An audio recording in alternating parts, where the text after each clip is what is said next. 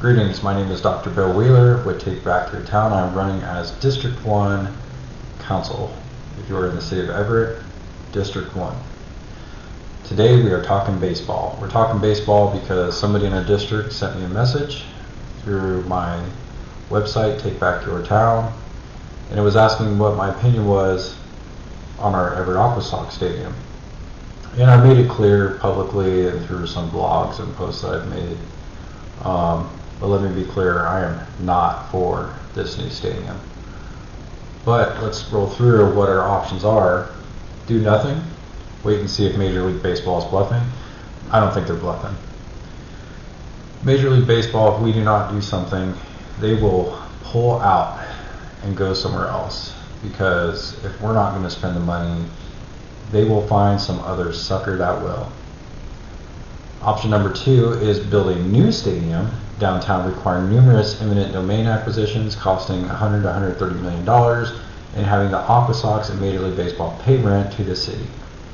I do not see where there will be profit in any of that.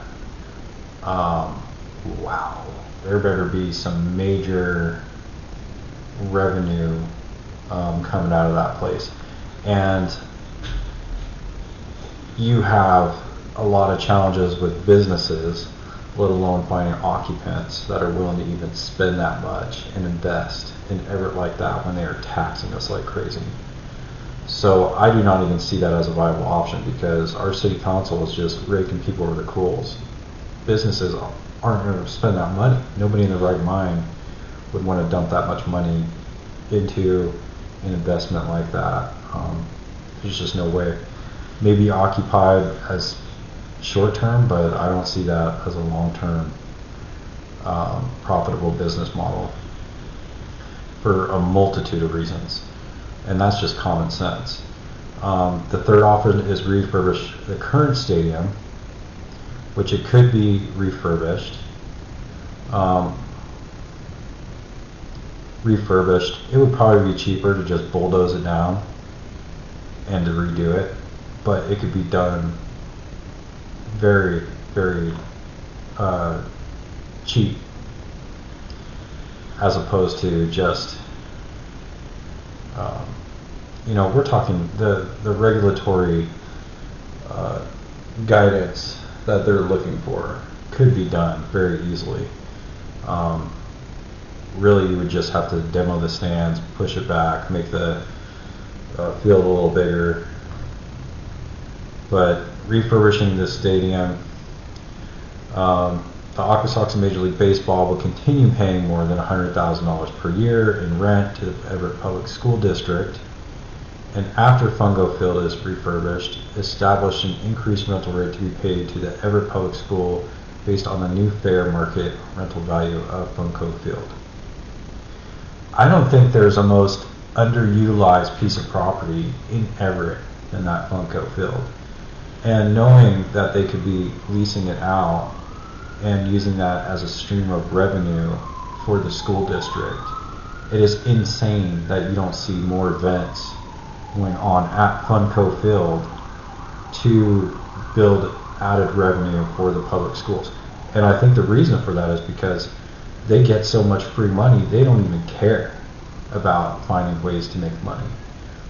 Because they just think taxpayers should just have the burden of everybody's babies on them. So there's the days of people having to live with the decisions that they made and passing that burden on to other members of the community that's a failing business model. And you could see that because the overall trajectory that the youth are going and not being as ambitious and doing things such as revenue making, like fundraisers and whatnot. They just rely on the kindness of other people, or they will just keep taxing us to come up with that as a revenue stream. So refurbishing the field and having that as a source of revenue for the school is an awesome idea. but it is very underutilized property. I think once I saw they had a band competition going on down there, which is phenomenal for the local businesses down there, which they need because there's nothing else down there. So having that stadium down there is a phenomenal idea. So like this individual submitted, they oppose the construction of a new baseball stadium in downtown Everett, Washington. I completely agree. I don't think we should build a new stadium. There's actually a new business that opened up over there, and there's also some other issues with this property that I would like to get in because I think people need to know. So in short, my response to this individual, and I'm very thankful that you wrote me this question because it does come up. And I tell you what, you mentioned on next door that this is a load of crap. All the Karens out there go nuts on you. Yeah, they go wild when you talk about why they shouldn't be spending millions of dollars when we don't have money. Funny, right? We don't have money, but we keep coming up with these overages like this. The idea that taxpayers should even consider spending $100 to $130 million to build a new downtown stadium, displacing residents, businesses throughout eminent domain, is completely detached from reality. Major League Baseball doesn't get to hold our city hostage. Option 2 is nothing more than a cash grab disguised as an economic development, and the people of Everett shouldn't be fooled. Let's be clear, this is not about baseball. This is about special interests trying to raid public funds for private gain. Simple enough. Refurbishing Funko is the common sense solution. It costs less, it preserves what we already have, it keeps rent money flowing to our public schools instead of draining city coffers, and avoids displacing our neighbors. Now, I support keeping the Aquasox at Funko Field. I support maintaining local control over local resources. And I absolutely oppose handing over our city's future to Major League Baseball or any outside corporate entity. Moreover, it's worth noting that the city has already paid substantial sums of money to the Bar-Green family. I repeat, the city of Everett has already paid a substantial amount of money to the Bar-Green family. They are among the property owners in the proposed downtown stadium area. In 2020, the Port of Everett paid the Bar-Greens $590,000 over a dispute concerning the color of gantry cranes. That's our money. That's the taxpayers of Everett money paid the Bar-Green family over a dispute concerning the color of gantry cranes following a previous, in addition to, a $330,000 settlement in 2017. These disputes have cost the port over $1 million since the early 2000s. Now, that's the first part. And you can just Google online the history of the Bar-Green family in Everett, Washington. The Bar-Green family in Everett, Washington.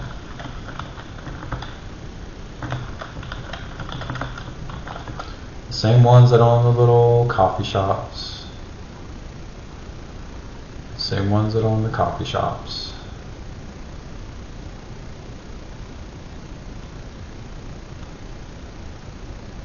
So, it's a little snippet. They've been here, was it 106 years that family's been here. How else do you put it? This is all trust fund baby money coupled with being intertwined with the city of Everett politics for many, many years. And they always come back can get millions. Every couple of years, there's some kind of hustle. Even the property that the house was built on was built, from what I gather online, the house was built free by using labor from a school. So they didn't even pay for their house.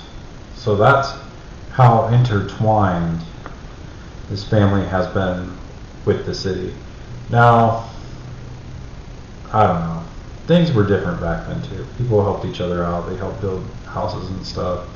This house is from 1904, so you know things were different back then. But my God, man, at some point you got to sit back and really ask yourself, why does the bartering family have so much pull over what is in the best interest of our city and our district? Because they don't. Okay, they have no business being involved with the politics of our town,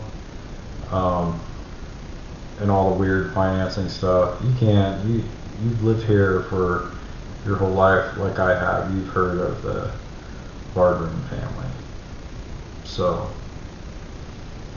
there's that. But I don't think the city should be buying their property, because I don't even care about these people or what they've done in the past. I'm talking about now. I don't care about these long legacy of just robber barons is pretty much what they are. How else would you describe it? Robbing the city over stupid stuff. I mean, it's like saying if I went outside and I had a problem with what the city was doing every 5 seconds, which I do all the time. You don't see me suing them left and right. And even if I did, I wouldn't get any money because I'm not a bartering. Guarantee you, this is one of those situations. Somebody knew somebody, and yeah, that's how that happened. We're not idiots here. I mean, this is a casual discussion. This is the kind of talk that everybody in this town knows, and you can try to suppress it and spin this however you want. But yeah, this is a load of crap. So giving them more money, building a stadium, not to mention you're building it next to the railway and over by Lowe's, when they supposedly, we have a train station there and a bus station, which is nice, but I mean, we're paying for Sound Transit to come up here. We already have a train up here that takes you straight to the Seahawks Stadium. So I don't know what these people are talking. I just know they keep taking our money. They keep taking our money, and I know one thing is the District 1 rep. I would vote no on this. I would vote to revitalize Safeco Field that we have, increase the rent, make money, and in addition to that, I am heavily all for reducing taxes.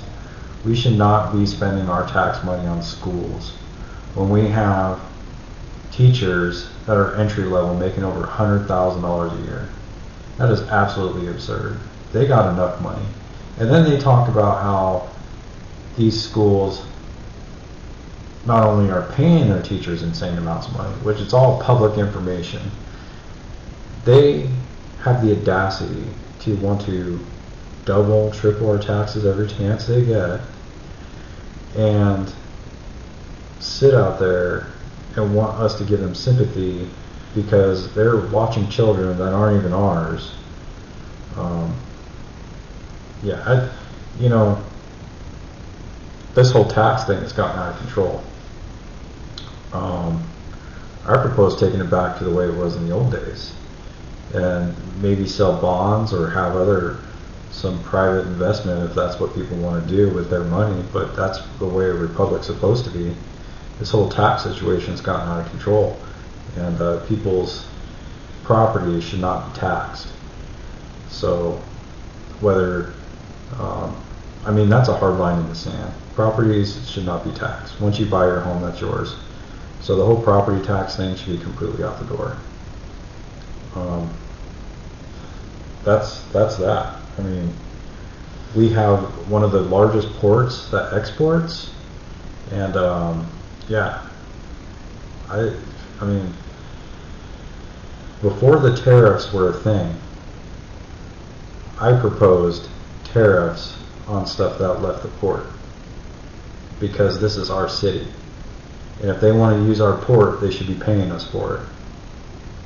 And I'm not buying the fact that Everett's broke. I don't buy any of that nonsense. So show me where it's going to cost $130 million to build that stadium.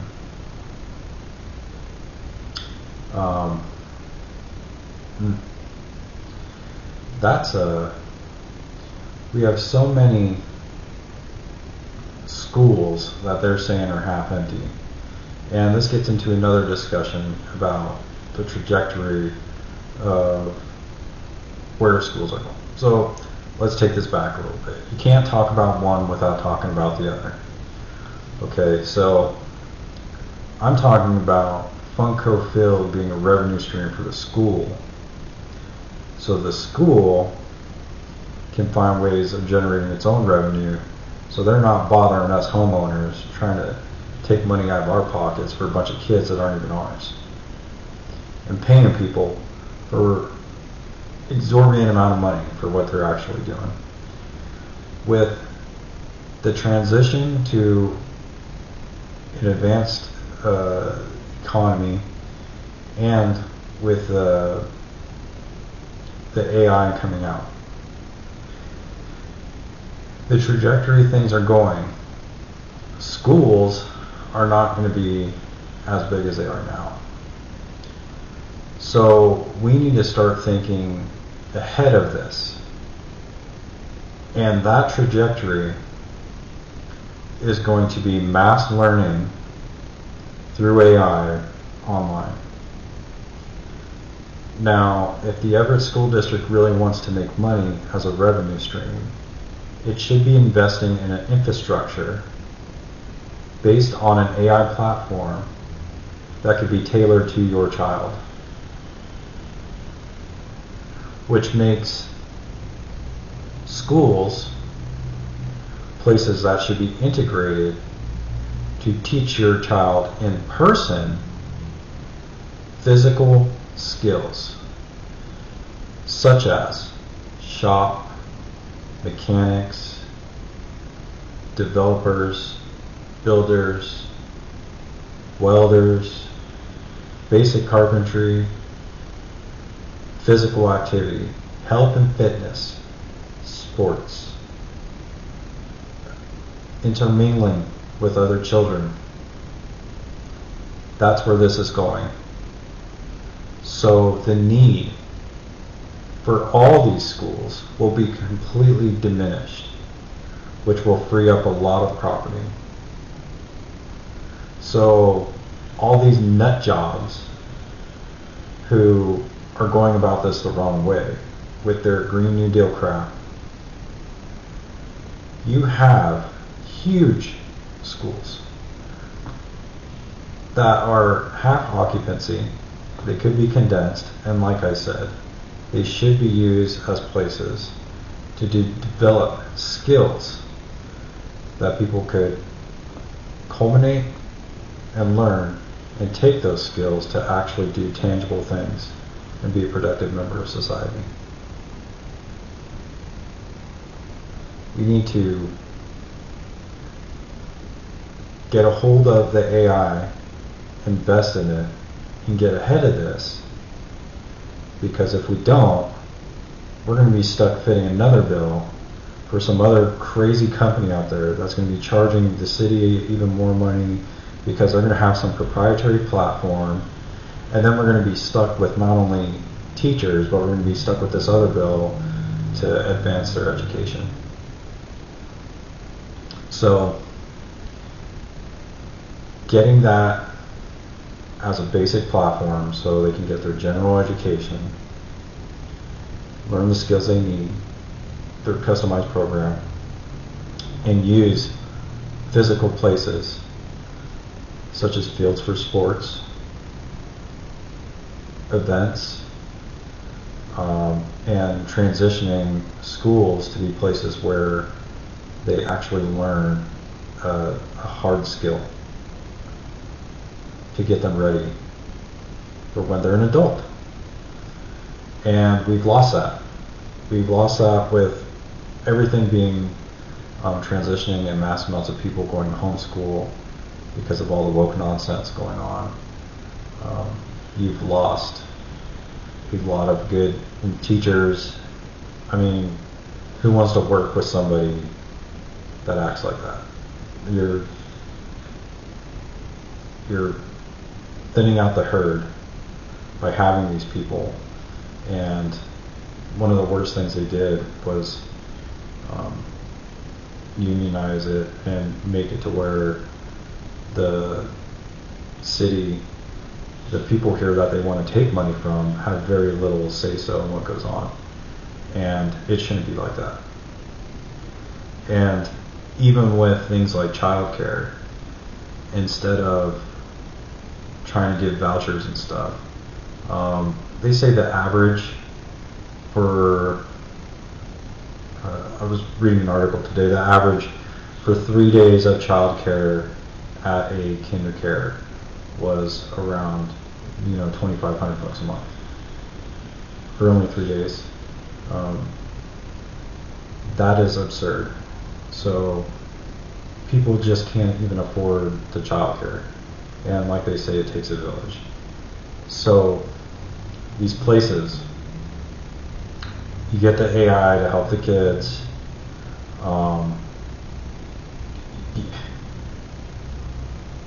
You could help to an extent, but the government really shouldn't be getting involved in raising these children. Coming up with a platform that's safe for other mothers to network, to maybe assist one another so it could not burden them as much, would be an option. But for the city to just fit the bill, yeah, I'm against it 100%. At some point, you have to make people deal with the actions.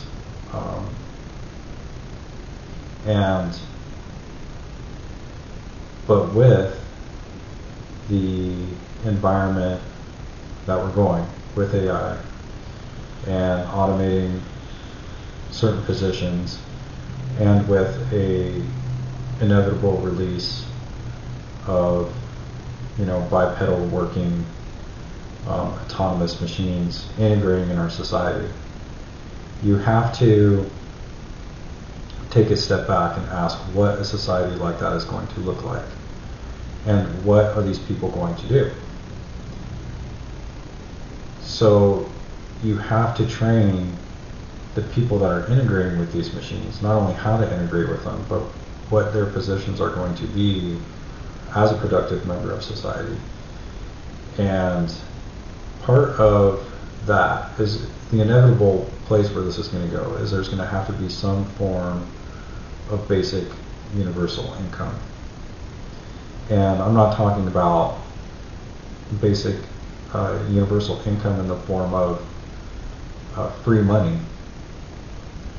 I'm talking about other things provided that will offset the cost of this. And it's a slippery slope, because you have to have forms that generate revenue.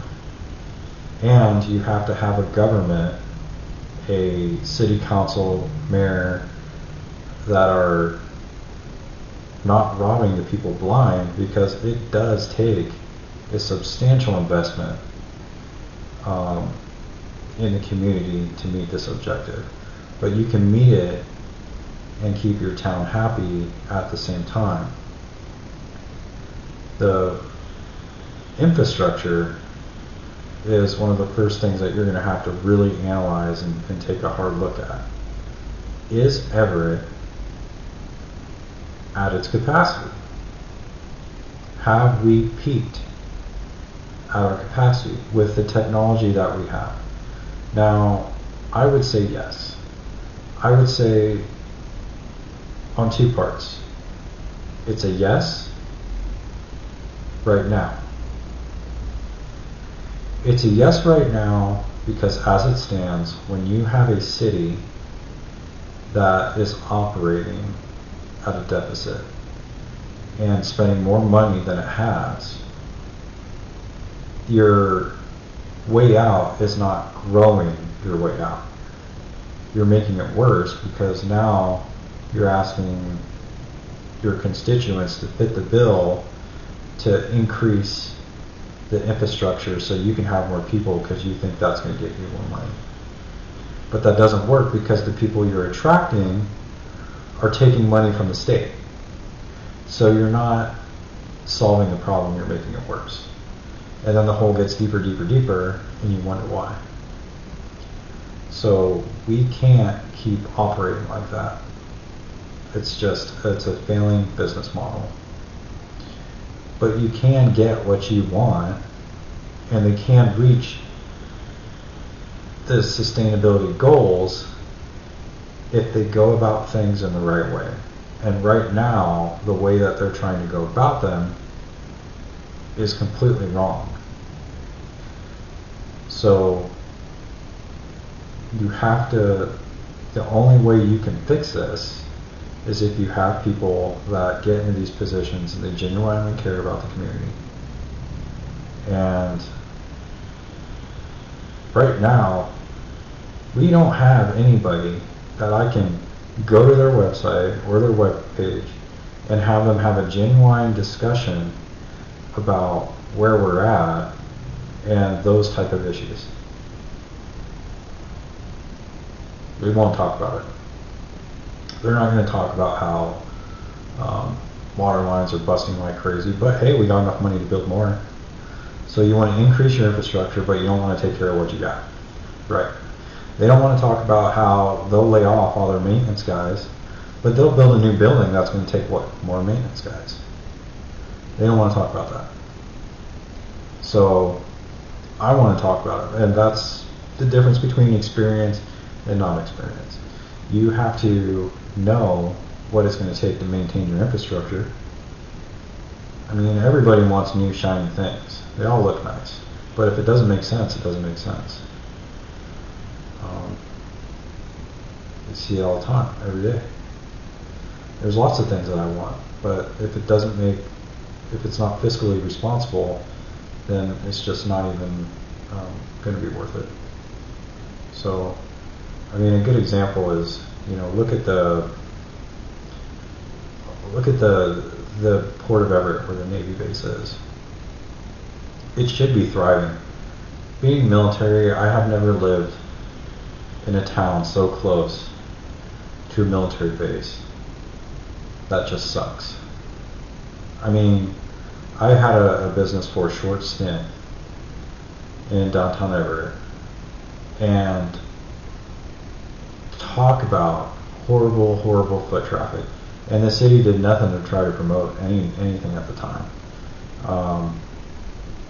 Yeah, there's a few dog and pony show things that go on, and there's a few things that are going on with our business owners that should be addressed. And that's another topic for another day, but they should be reaching out to business owners and telling them, in advance, like, they'll have community events and people out for the farmers market, and you'll see 3 or 4 stores closed. What's going on with those business owners to why they can't even be open when you have thousands of people walking around?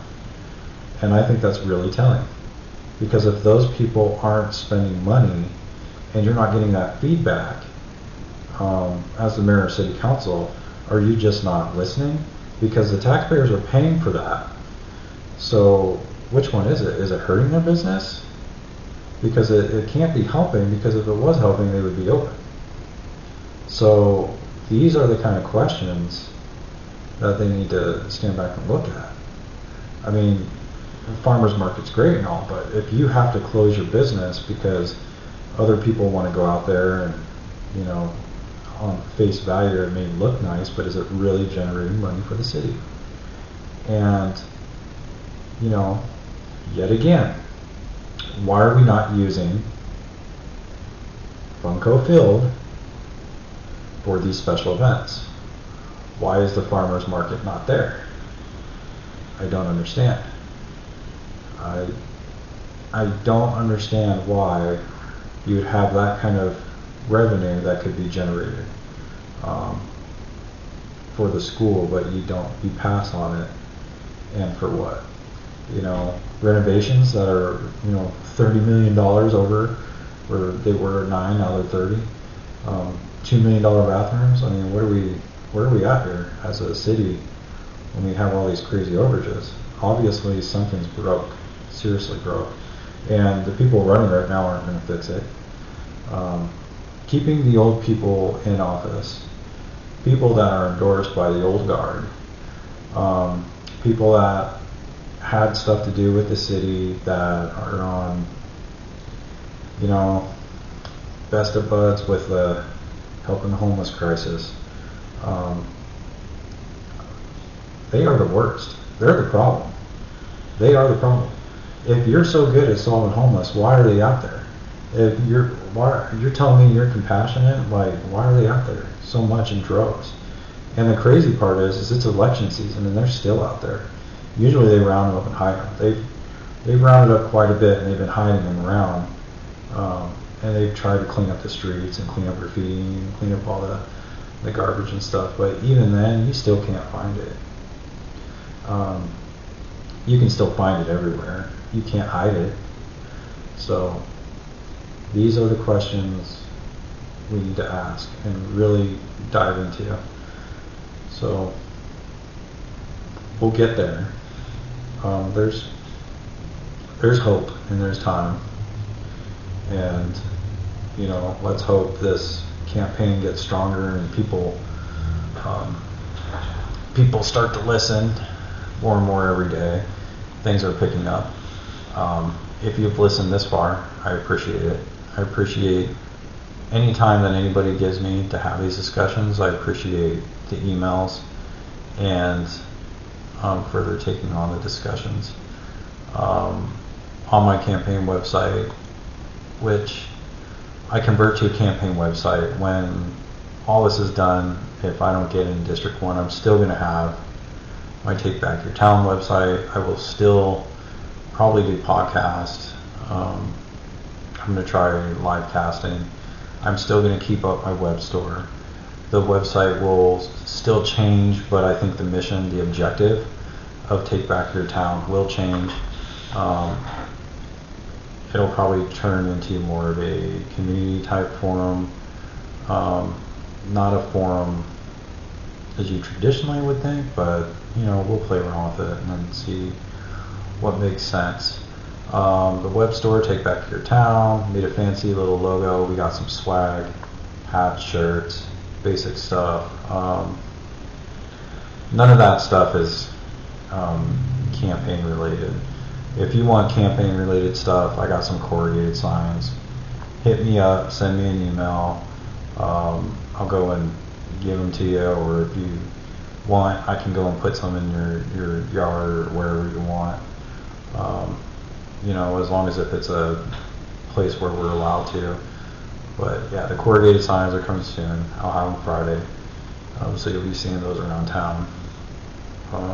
Other than that, that's going to be it for today.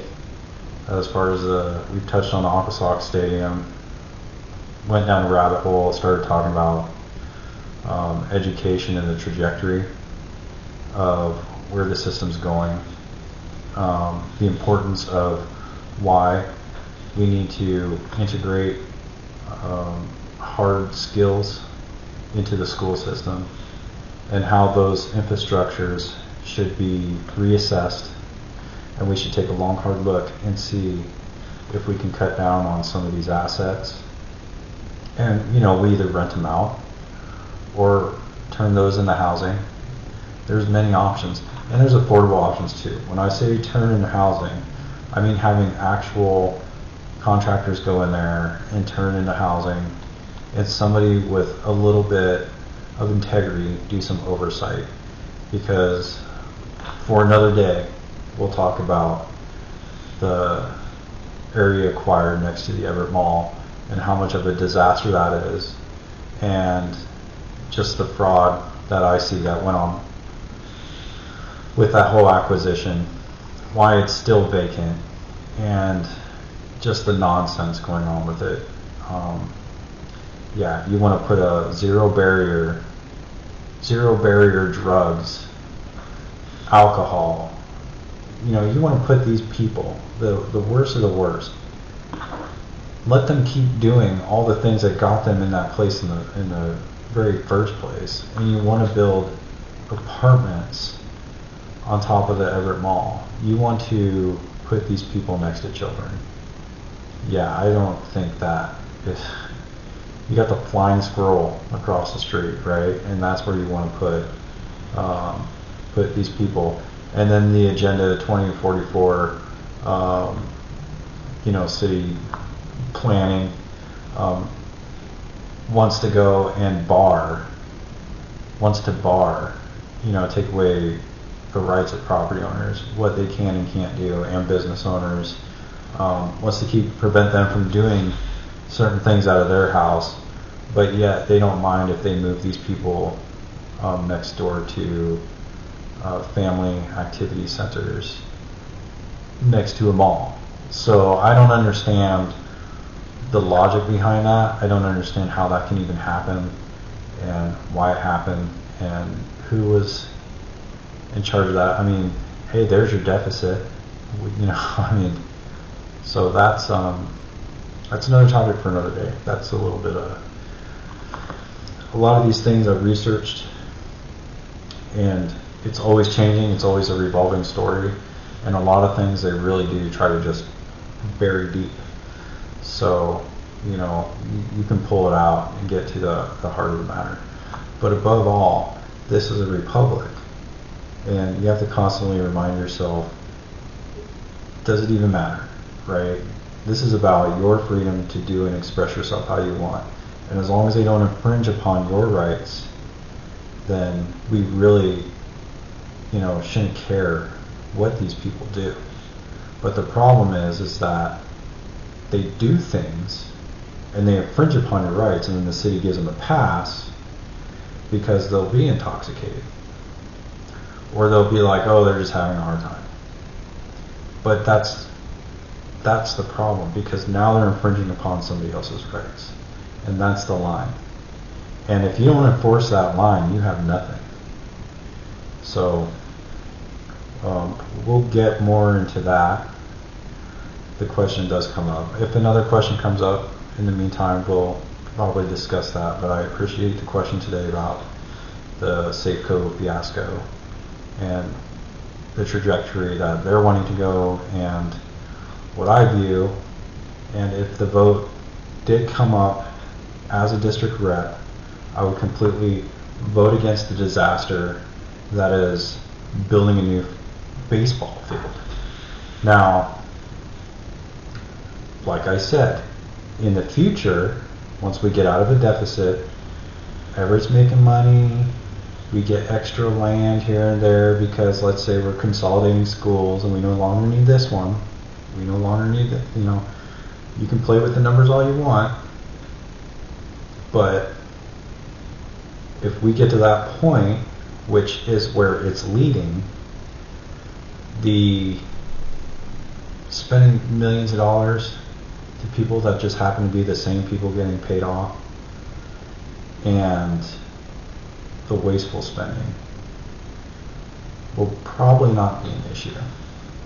So we'll re-examine that, or if the time comes, it'll get re-examined. But my opinion will stay. I would vote 100% against building a new stadium. I would vote for refurbishing the one they got, and I would do everything that I could possibly do to make sure that whoever's doing it isn't ripping us off. if I have to sleep on the job site and be personally involved with the daily activities when it comes to renovating such a place, just to make sure that we're not getting completely hosed, that's exactly what I would do. Because we should know how much labor, material, do cost comparisons nationwide, put it open to whoever's going to do the job and do it right, but do it at an affordable price. And for some reason we're going with some people with some pretty astronomical prices, and that has to stop. So there's something's broken down, and my goal would be to fix it. So thank you again. This is Take Back Your Town. I am Dr. Bill Wheeler. Thank you for listening today, and I will be back again hopefully tomorrow. Send me your emails with questions. I enjoy them, and I will answer them as soon as I get them. Thank you.